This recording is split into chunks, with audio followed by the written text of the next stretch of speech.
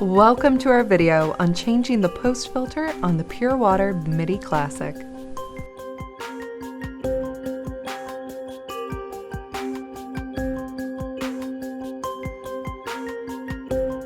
First, remove the access panel from the top of the distiller and turn the main power switch to the off position.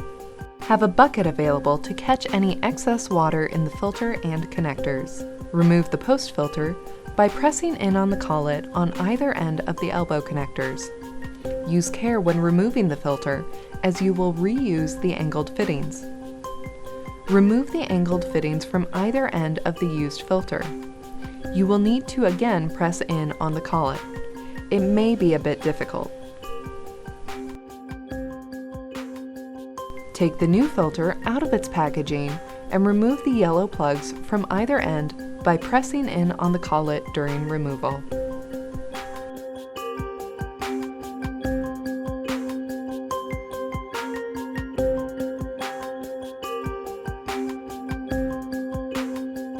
Using the bucket and pitcher, slowly pour distilled water through the new filter until it runs clear.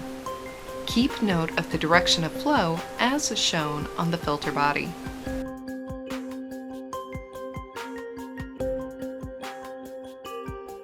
Put the angled fittings from the old filter into the new filter, putting the fitting with the longer end into the feed side of the new filter.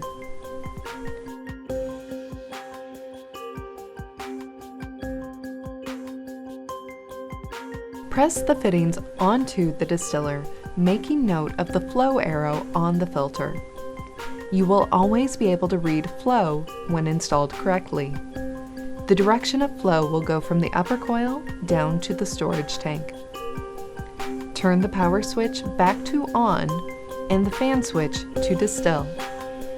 Congratulations! You've just changed the post filter on your Pure Water Midi Classic.